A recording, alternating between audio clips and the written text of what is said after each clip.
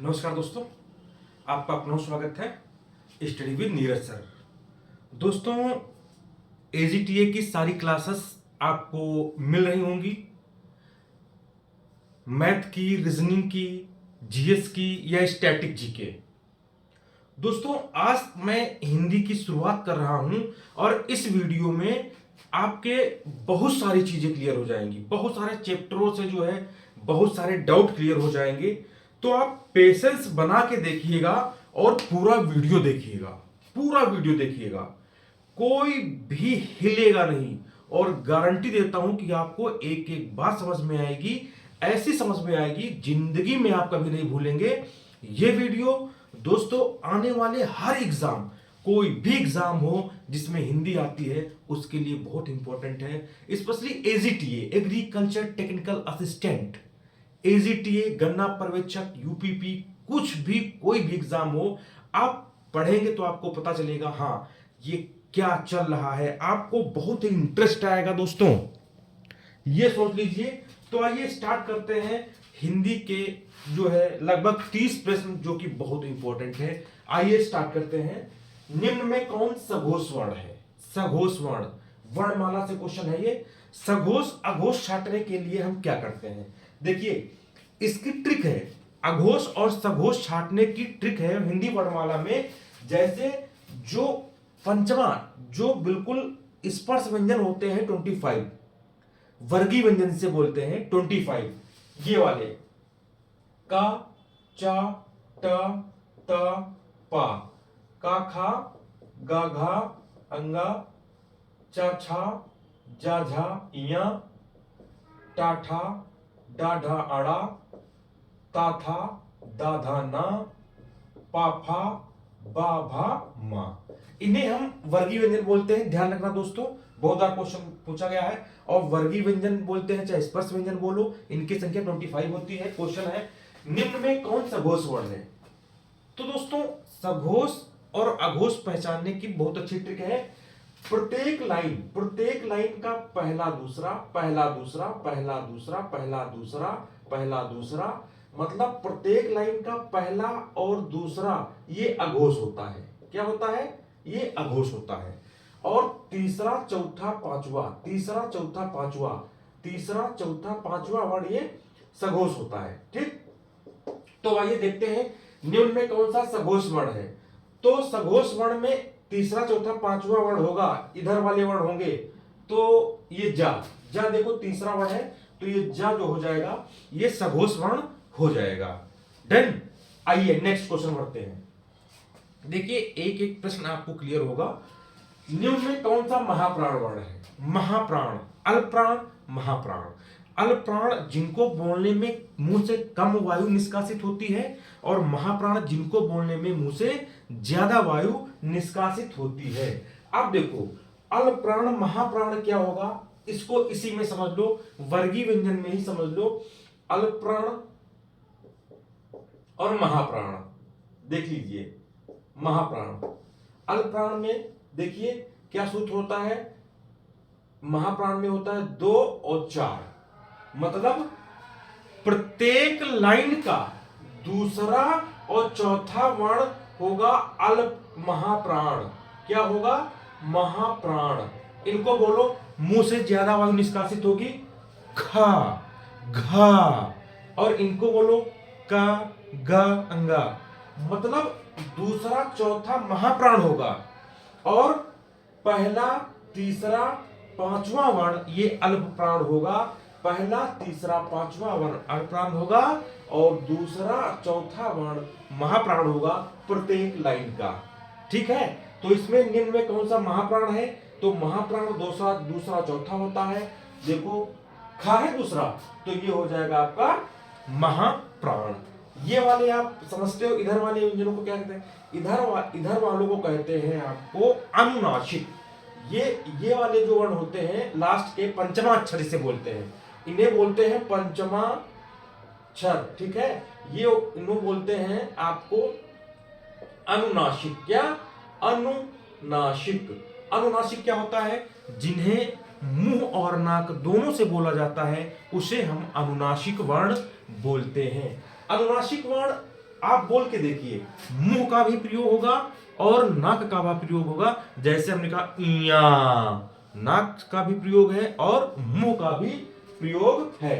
ये कंठ से, तालु से, मूर्धा से, दंत से, ओष्ठ से बोले जाने वाले वर्ण हैं कथा मुंडो। आगे कौन सा ऊष्म वर्ण नहीं है? देखो ऊष्म वर्ण, ऊष्म वर्णों को बोलने में मुंह से ज्यादा वायु निष्कासित होती है। ऊष्म वर्ण जो बोलते हैं इनको मुंह से बोलने में ज्यादा वायु निष्कासित होती है। दोस्तों बहुत इंपॉर्टेंट प्रश्न है ये, कई बार क्वेश्चन जो है पूछा गया है कि ऊष्म वर्ण कौन से होते हैं। तो एक चीज बता दें, जो व्यंजन होते हैं, व्यंजनों को 3 भागों में बांटा गया है। जो व्यंजन है व्यंजनों को 3 भागों में बांटा गया है। कौन सा? देखो स्पर्श, अंतस्थ, स्पर्श व्यंजन, अंतस्थ व्यंजन और ऊष्म व्यंजन। ऊष्म व्यंजन ऐसे होंगे जिनको आप बोलोगे तो मुंह से ज्यादा वायु निष्कासित होगा। जैसे हमने कहा शा, शा, शा, शा, हा, ठीक है। तो ये जो होंगे ऊष्म व्यंजन। अंतस्थ व्यंजन जो स्वर और व्यंजनों के मध्य स्थित होते हैं वो होते हैं यारा लावा। और स्पर्श व्यंजन जो वर्गीय व्यंजन होते हैं का, चाटा, तपा, कता, मुंडो, जो 25 होते हैं, अभी हमने पिछला बताया है, वो होते हैं स्पर्श व्यंजन। तो इसमें नहीं है, ना नहीं है, ठीक है। निम्न में अग्र स्वर कौन सा है? बहुत इंपॉर्टेंट प्रश्न है। निम्न में अग्र स्वर कौन सा है? भाई अग्र स्वर कौन सा है? बहुत इंपॉर्टेंट प्रश्न।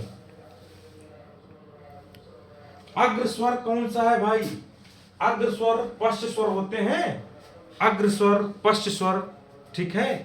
तो जीभ के आधार पर बोले जाने वाले व्यंजनों का जब हम वर्गीकरण करेंगे, जब इस चैप्टर को डिटेल में पढ़ाएंगे, तब आपको पता चलेगा कि किन किन आधारों पे हम व्यंजनों का वर्गीकरण कर सकते हैं। तो दोस्तों अग्र स्वर पूछा गया है, अग्र स्वर कौन सा है? देखो अग्र स्वर जीव का अग्रभाग, जिनको बोलने में, जिन वर्णों को बोलने में जीव का आगे का भाग काम करे उसे हम अग्रस्वर बोलते हैं। इ, उ, आप बोल के देखिए जीव का अग्रभाग काम करे, इ, ई, देखो हम बोले इ, ई, ई, आगे का भाग काम करेगा, समझ रहे हो ना। ओ, पीछे का भाग काम करेगा, तो पश्च स्वर हो जाएंगे। तो इसमें क्या है? अग्र स्वर कौन सा है?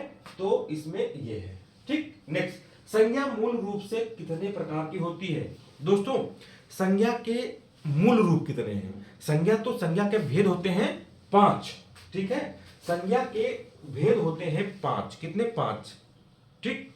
लेकिन मूल रूप से संज्ञा 2 प्रकार से होती है। एक होती है यथार्थवादी संज्ञा, एक होती है भाववाचक संज्ञा, ठीक। संज्ञा को मूल रूप से हम 2 भागों में ही बांटते हैं, एक यथार्थवादी संज्ञा, दूसरी भाववाचक संज्ञा। यथार्थवादी संज्ञा ही आपकी 4 प्रकार की होती है। कौन से? 4 प्रकार की। जातिवाचक, व्यक्तिवाचक, द्रव्य या पदार्थवाचक और समूहवाचक। ये मूल रूप से होती हैं 2 संज्ञाएं। लेकिन अगर संज्ञा के भेद पूछे जाएंगे तो आप 5 बताओगे, 1 2 3 4 5। डन। आगे बढ़ते हैं। भूकंप कौन सी संज्ञा है? देखिए व्यक्तिवाचक, जातिवाचक, द्रव्यवाचक, भाववाचक। अब बड़ा कंफ्यूजन है। देखिए भूकंप कौन सी संज्ञा है? देखिए जितनी प्राकृतिक आपदाएं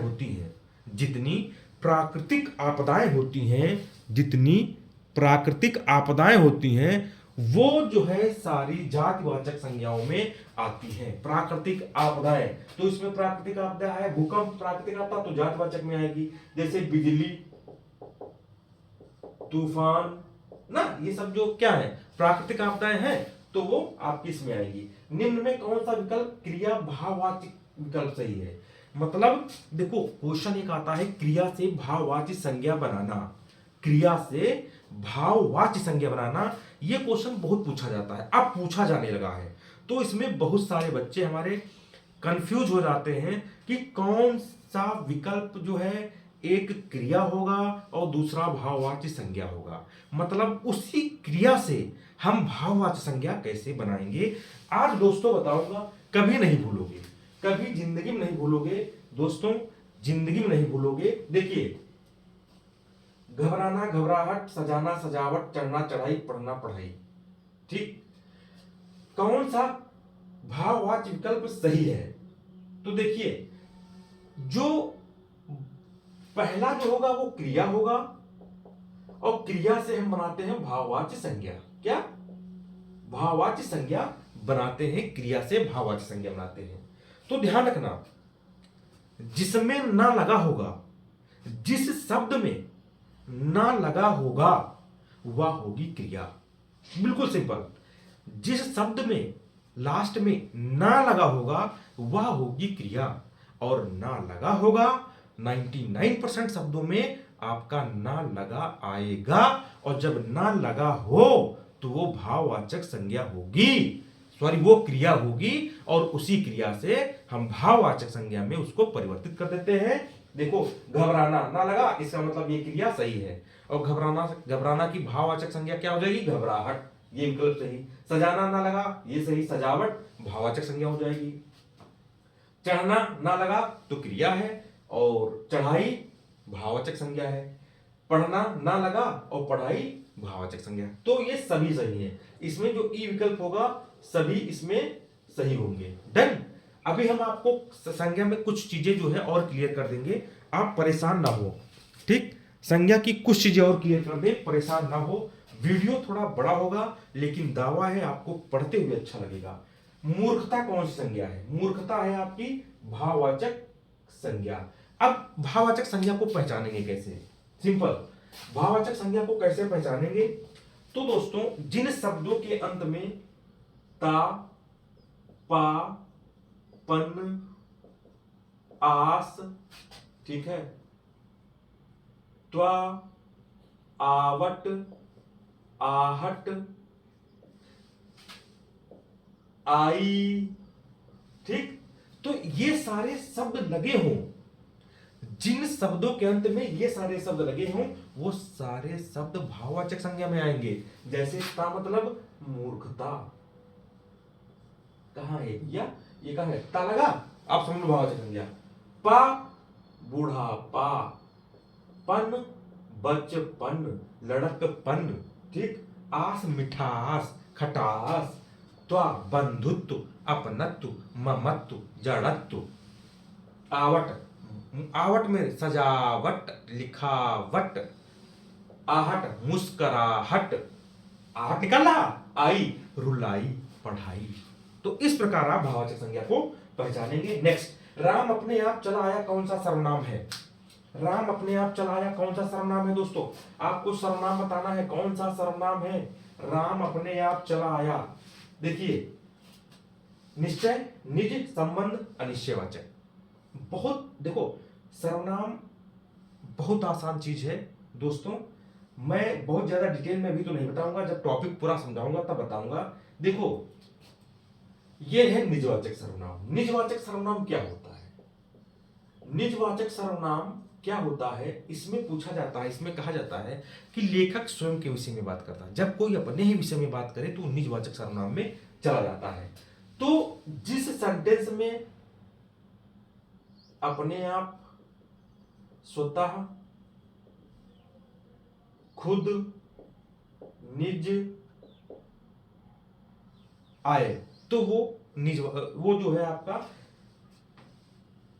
निजवाचक सर्वनाम में जाएगा। देखो, राम अपने आप चलाया, खुद के विषय में। राम स्वतः चलाया, खुद के विषय में कह रहा।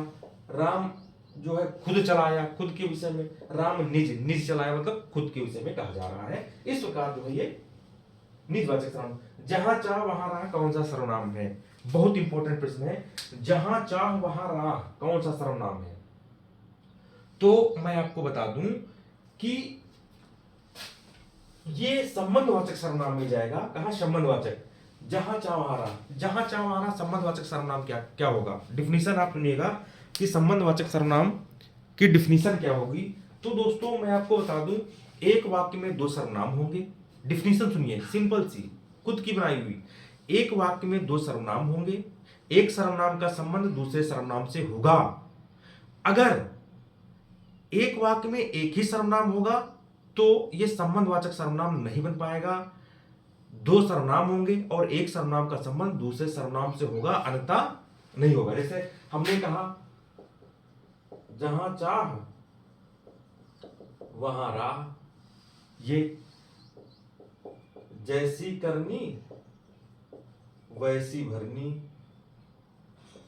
देखो, एक सर्वनाम दूसरा सर्वनाम, इसका संबंध इससे है भाई, जहां चाह वहां राह, जहां वहां, जैसी करनी वैसी भरनी। तो एक सेंटेंस में दो सर्वनाम होंगे और एक सर्वनाम का संबंध दूसरे सर्वनाम से होगा, तो वो हो जाएगा संबंधवाचक सर्वनाम।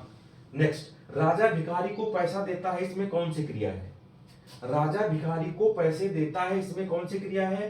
पूर्णकालिक है, द्विकर्मक है, अकर्मक है? कोई नहीं है, तो द्विकर्मक क्रिया है, इसमें द्विकर्म है।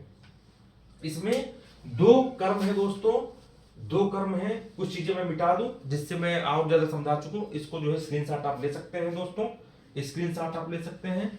आइए कुछ चीजें मैं यहां पर जो है मिटा देता हूं।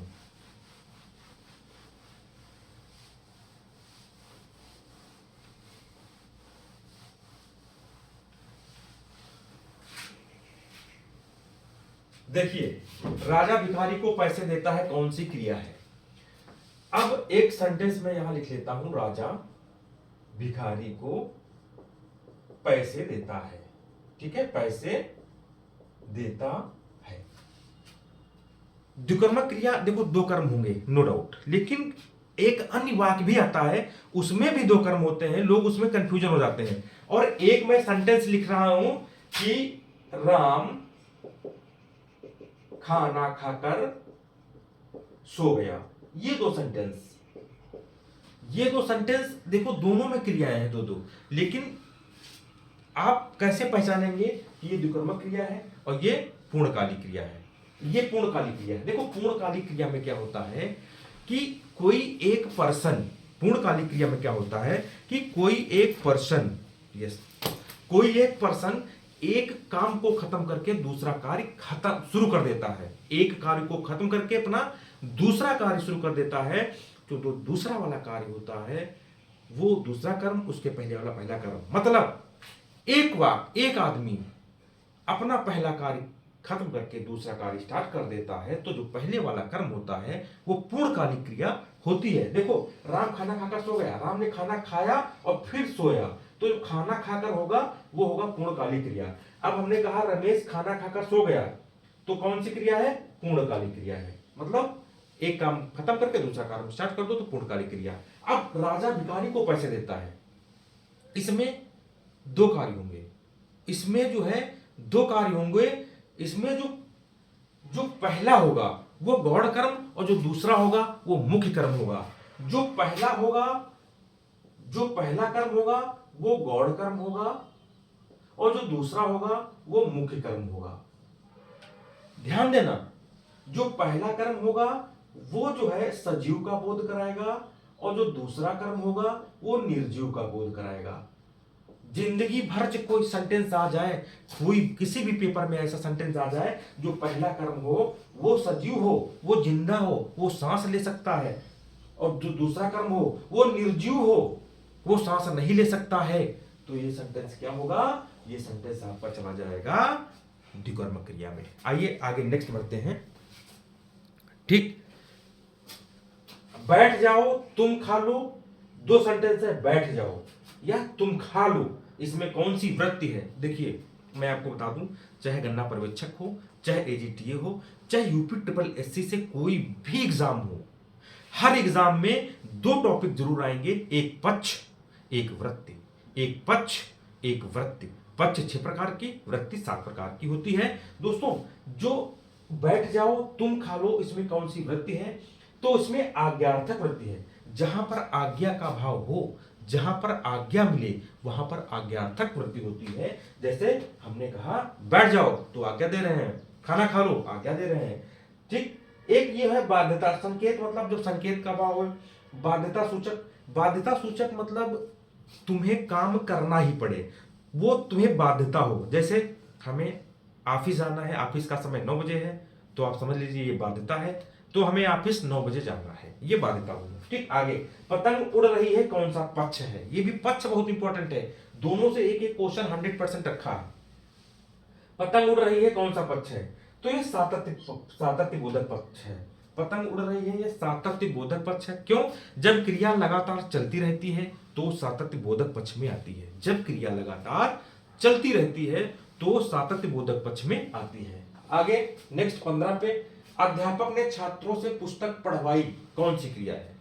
मतलब अध्यापक ने छात्रों से पुस्तक पढ़वाई कौन सी क्रिया है? जब कोई आदमी खुद कार्य को ना करके दूसरे से कार्य करवाता है तो वो प्रेरणार्थक क्रिया जाती है। जब कोई एक आदमी खुद को कार्य ना करे और दूसरे से करवाए तो वो प्रेरणार्थक क्रिया में जाती है। जैसे ये देखो, जैसे हमने कहा, जैसे ये यहां पे एक शब्द है पढ़वाई, तो जहां पर कोई भी सेंटेंस हो, पढ़वाया, लिखवाया, चलवाया, वाया वाया आ जाए या वाना वाना आ जाए तो समझ लेना वो प्रेरणार्थक क्रिया है। जिस वाक्य में खुद काम ना करके हम दूसरे से करवाएं तो वो प्रेरणार्थक क्रिया होती है। मुझसे चला नहीं जाता, कौन सा वाच्य है? देखो वाच्य से क्वेश्चन 100% रखा है, बहुत सरल टॉपिक, एक क्वेश्चन पक्का है, 1 नंबर तो वहां से आना है। वाच्य के बना हर यूपी ट्रिपल एससी हो, चाहे कोई भी हो आयोग, चाहे आपका मैं बता दूं यूपीपी हो, कुछ भी हो, हर एग्जाम में पक्ष टॉपिक है और पक्ष टॉपिक बहुत छोटा है और एक क्वेश्चन आता है। तो पक्ष जो है वो क्या कहते हैं? वाच्य से एक क्वेश्चन आता है। वाच्य 3 प्रकार के होते हैं, कर्मवाच्य, भाववाच्य और कृतवाच्य। तो देखो कर्मवाच्य में कर्म की प्रधानता होती है, भाववाच्य में भाव की प्रधानता होती है, कृतवाच्य में कर्ता की प्रधानता होती है। भाववाच्य, जिस वाक्य में भाव का पता चले, या आप मान लो एग्जाम बैठे, तुम्हारे अंदर भाव ही नहीं निकल रहा हो, तो जिस वाक्य में नहीं लगा हो वो भाववाच्य होगा। सिंपल सा, कौन सा है? हाँ, मुझसे चला नहीं लगा तो ये भाववाच्य होगा, हटा दो। वाच्य कितने भेद होते हैं? वाच्य के 3 भेद होते हैं। गाड़ी आई, कौन सा काल है? भाई बहुत इंपॉर्टेंट, काल लोगों को समझ में नहीं आता है लेकिन बहुत इजी टॉपिक है। गाड़ी आई, कौन सा काल है? आसन्न भूत, पूर्ण भूत, संदिग्ध भूत या संदिग्ध वर्तमान। देखो गाड़ी आई तो ये आसन्न भूत है, इंपॉर्टेंट है। आसन्न भूत होता क्या है? देखो आज आसन्न भूत समझ लो, कभी भी आप नहीं बोलोगे। मतलब देखो जब कोई कार्य बीते हुए समय में शुरू हो, जब कोई कार्य बीते हुए समय में शुरू हो और अभी अभी खत्म हुआ हो, वो आसन्न भूत होगा। मतलब ये समझ लो, गाड़ी आई तो मतलब का तुरंत थोड़ा ना गई, कभी इसके पहले चली होगी ना, इसके पहले चली होगी तभी तो आप अभी खत्म हुआ है। डन। आगे निम्न में पुल्लिंग शब्द कौन सा है? अच्छा, जितनी धातुएं होती हैं वो सारी पुल्लिंग होती हैं, समझ लो, जितनी धातुएं होती हैं वो सारी पुल्लिंग होती हैं सिवाय चांदी को छोड़कर। चांदी एक इकलौती अपवाद है जो स्त्रीलिंग है। ठीक, तो ये पुल्लिंग है, बाकी सारी स्त्रीलिंग है। कारक के कितने भेद हैं? कारक के 8 भेद हैं। चूहा बिल से निकला, कौन सा कारक है? चूहा बिल के अंदर था, बाहर निकल गया। जब अलगाव की भावना का बोध होता है, जब अलगाव की भावना का बोध होता है, अलगाव मतलब अलग होने की प्रवृत्ति। बिल्ली छत से कूदी, हिमालय से गंगा निकल रही है, राम घर से कोचिंग पढ़ने गया है, देखो घर से वो अलग हो रहा है, चूहा बिल से अलग हो रहा है, तो ये अपादान कारक। नेक्स्ट, राम पेन से लिखता है, कौन सा कारक है? देखो भैया, अपादान और करण दोनों बहुत इंपॉर्टेंट हैं, कंफ्यूजन ना आना चाहिए। आज मैं आपका कंफ्यूजन दूर कर रहा हूं कि करण और अपादान, देखिए अपादान में अलगाव होगा और करण में साधन का प्रयोग किया जाएगा। साधन होगा 100% साधन। साधन मतलब तुम जो क्रिया कर रहे हो वो किससे कर रहे हो, किस चीज से कर रहे हो वो आएगा करण में। इतना अंतर, बाकी कुछ नहीं। जैसे हमने कहा राम पेन से लिख रहा, तो लिखता हो किससे लिख रहा है, किससे क्रिया कर रहा, पेन से। ठीक। राम लड़का अच्छा है कौन सा विशेषण है, राम लड़का अच्छा है कौन सा विशेषण है। अब देखो, राम अच्छा लड़का है, इसी सेंटेंस को हम लिख रहे हैं राम लड़का अच्छा है। देखो इसमें विधेय है, विशेष है कि प्रमाण है। राम लड़का अच्छा, बहुत मस्त क्वेश्चन है दोस्तों, बहुत कंफ्यूजन वाला है। देखिए ये क्या है, विशेषण है। ये जब किसी की क्वालिटी को इंडिकेट करते हैं तो विशेषण होता है। देखिए जब, पहले देख लो सुन लो, ये विशेष है। जब विशेष से पहले, क्या है ये, विशेष से, जब विशेष से पहले विशेषण हो, जब विशेष से पहले विशेषण हो है तो ये विशेष विशेषण कहलाता है। क्या, विशेष विशेषण या मुख्य विशेषण। जब विशेष के बाद विशेषण हो, ये विशेष है, अब बाद में देखो विशेषण आ गया, और जब बाद में विशेषण हो तो क्या होगा, विधेय विशेषण। आगे बढ़ते हैं। सीता बड़ी साहसी लड़की है कौन सा विशेषण है। देखो सीता बड़ी साहसी लड़की है कौन सा विशेषण है।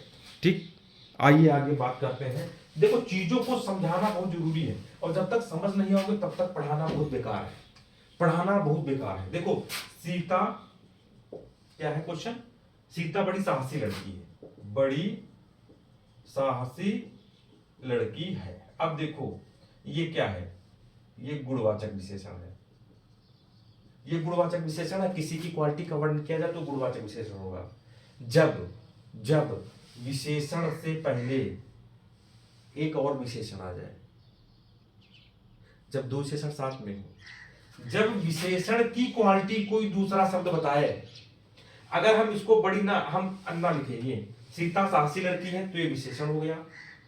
अब इस विशेषण की जो विशेषता एक और दूसरा शब्द बताएगा, सीता बड़ी साहसी लड़की है, तो ये जो बड़ी साहसी लड़की है, तो ये सेंटेंस चला जाएगा पराविशेषण में। आ गया, ये कहां गया, पराविशेषण। आगे, सुंदरतम विशेषण की कौन सी अवस्था है, सुंदरतम विशेषण की कौन सी अवस्था है दोस्तों। विशेषण की तीन अवस्थाएं होती हैं, विशेषण की तीन अवस्थाएं होती हैं दोस्तों। ठीक है, एक होती है मूलावस्था, ठीक है, एक होती है उत्तरावस्था, एक होती है उत्तमावस्था। ठीक है, उत्तमावस्था। अब देखो जिस शब्द में तर आ जाए तो वो उत्तरावस्था हो जाएगी, जिस शब्द में तमा हो जाए वो उत्तमावस्था हो जाएगी, और जो विशेषण होता है वो मूलावस्था होता है। जैसे हमने लिखा सुंदर, तो ये विशेषण है, ये मूलावस्था हो गया। अब सुंदर, अगर सुंदर के आगे तर लगा है, जैसे हमने कहा सुंदर तर, तो ये तर लगा है तो ये उत्तरावस्था हो जाएगी। जैसे हमने कहा सुंदर तम, और तम लगा है तो ये उत्तम अवस्था हो जाएगी। आगे, तो ये क्या है, सुंदर तम, तम तम तम तम तम तम, उत्तम अवस्था। निम्न में यौगिक शब्द कौन सा है। यौगिक शब्द, देखो शब्दों को हम चार भागों में बांटते हैं दोस्तों। ठीक है, शब्दों को हम चार भागों में बांटते हैं। ठीक, उन चार भागों में एक जो है रचना के आधार पर शब्द होता है। रचना के आधार पर शब्दों को हम तीन भागों में बांटेंगे। रचना के आधार पर हम शब्दों को तीन भागों में बांटेंगे। एक होता है रूढ़ शब्द, एक होता है यौगिक शब्द, और एक होता है योगारूढ़ शब्द। कौन सा, योगारूढ़ शब्द। ठीक है, ये शब्द है, ध्यान रखना, रूढ़ शब्द, यौगिक शब्द, योगारूढ़ शब्द। रूढ़ शब्द वे शब्द होते हैं जिनको अगर बीच से तोड़ा जाए तो उनका सार्थक समूह ना बने, लेकिन परंपरागत रूप से एक विशेष अर्थ प्रदान करते हैं। जैसे हमने कहा पानी, तो बीच से तोड़ते हैं, पा मतलब कुछ नहीं, नी मतलब कुछ नहीं, लेकिन इसका बहुत बड़ा महत्व है। पानी, भैया पानी बहुत बड़ा महत्व है।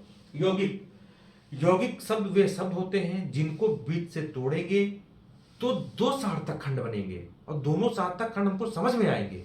जैसे हमने कहा योगदान, योग ये भी समझ आ रहा, दान ये भी समझ में आ रहा। हमने कहा पाठशाला, पाठ ये भी समझ में रहा, शाला ये भी समझ में आ रहा। योगारूढ़ शब्द वे शब्द होते हैं जिनका हमें नया अर्थ पता चलता है। जैसे हमने कहा चक्रधर, चक्र को कौन धारण करता है? विष्णु। जैसे हमने कहा लंबोदर, लंबोदर लंबा उदर किसना? गणेश। समझ रहे हो ना? तो नया अर्थ तो योगारूढ़। तो इसमें क्या है देखिए, यौगिक शब्द कौन सा है? योगदान। ठीक। नेक्स्ट, घर घर में कौन सा समास है? घर घर में कौन सा समास है? देखिए बहुत, देख लो, घर घर में कौन सा समास है? बीच में डैश लगा है। अगर बीच में डैश लगा होगा तो तुम भैया कह दोगे कि ये डैश लगा है तो भैया ये समास द्वंद्व हो जाएगा, लेकिन नहीं भाई। द्वंद्व समास कौन, द्वंद्व समास क्या होता है? देखो, द्वंद्व समास की पहचान क्या होती है? द्वंद्व समास होता है बीच में डैश लगा हो, पक्का, प्लस इसके अलावा एक कंडीशन और एक होती है विपरीतार्थक शब्द हो। कौन से? विपरीतार्थक शब्द हो तभी द्वंद्व होगा और बीच में डैश लगा हो। जैसे हमने कहा ऊपर नीचे, ये है आपका द्वंद्व समास, बीच में डैश और विपरीतार्थक शब्द है, लेकिन बीच में डैश लगा है और दोनों तरफ अगर सेम सेम है, इधर भी इधर भी। घर घर जैसे हमने कहा साफ, साफ, देखो सेम है। जब सेम सेम होता है, बीच में डैश लगा होता तो वो जाता है अविभाव समास में। ठीक। पच्चीसी कौन सा समास है? पच्चीसी कौन सा समास है दोस्तों? बहुत इंपॉर्टेंट है। पच्चीसी है, छत्तीसी है, बत्तीसी है, ये कौन सा समास है? लास्ट क्वेश्चन है दोस्तों, देख लो। एक मैं आपको टेबल बना रहा हूं, उसमें जो है आपको ज्यादा बेटर समझ में आएगा। देखो, जैसे हमने कहा 1 2 3 4 5 6 7 8 9 10, 11 से 20, 30, 40, 50, 60, 70, 80, 90, 100। ठीक है। यहाँ 91 से 100, फिर यहाँ 21, 31, 41, 51, 61, 71, 81, 91। ठीक। ये सारी 100 तक संख्याएं हो गई हैं। ध्यान से सुनिए, पच्चीसी कौन सी समास है? पच्चीसी, देखो, चाहे पूछा जाए पच्चीसी, चाहे पूछा जाए बत्तीसी, चाहे पूछा जाए आपका छत्तीसी, ये कौन सा समास है? अब देखो, बात को थोड़ा गौर से सुनिएगा। ठीक है। जब किसी शब्द में इधर वाली संख्याएं आ जाती हैं, इधर वाली, ये वाली संख्याएं, ठीक, इधर वाली संख्याएं आ जाती हैं तो वो कहलाता है द्विगु समास। क्या कहलाता है? द्विगु समास। जैसे हमने कहा एक पहाड़, द्विपहर, तिराहा, चौराहा, ठीक है, और पंचभुज, षटभुज, सप्तऋषि, देखो सब में संख्या आ रही है, अष्टभुज, नवरात्र। ठीक है। अब देखो एक चीज, जैसे हमने कहा 10 मुख, 10 मुख, तो संख्या जरूर है, लेकिन जब हमें नया अर्थ पता चल जाए, संख्या हो और नया अर्थ पता चल जाए तो वो बहुव्रीहि समास होता है, आपको पता होगा। जैसे हमने कहा शताब्दी, शताब्दी तो 100। ठीक। तो इधर वाली संख्याएं आएंगी तो द्विगु, और जो इधर वाली संख्याएं आएंगी, ये बीच की 11 12 13 14 19 तक, 21 से 29 तक, ये वाली, तब आपका होगा द्वंद्व। द्वंद्व, अपवाद दोस्तों बहुत जरूरी है। द्वंद्व, जैसे पच्चीसी, बत्तीसी, छत्तीसी, तो द्वंद्व। अब इधर वाली संख्याओं से कोई भी शब्द आएगा तो द्वंद्व होगा। जैसे हम इसको तोड़ते हैं, पच्चीसी, 20 और 5, समझ रहे हो? और अभी अभी जैसे हमने कहा था माता और पिता, ये द्वंद्व था, बीच में डैश था और विपरीतार्थक शब्द थे, तो माता, इसका डैश का मतलब और, माता और पिता। इसी तरह 20 और 5, 25। ठीक है, 25। तो इस प्रकार जो है ये द्वंद्व में जाएगा। दोस्तों ये इतना टॉपिक था दोस्तों, आपको उम्मीद है कि बहुत अच्छा लगा होगा, बहुत अच्छा लगा होगा। बहुत सी सारी चीजें क्लियर की गई होंगी यहाँ पर। और आप दोस्तों ईमानदारी से कह रहे हैं, आपको कैसा लगा जरूर कमेंट करिएगा। और मैं एक एक टॉपिक आपको क्लियर कराऊंगा, बहुत ऐसी आपको हिंदी पढ़ाऊंगा कि आप कभी पढ़े नहीं होंगे, और ऐसा सिखाऊंगा कि आप कहेंगे वाह क्या हिंदी है।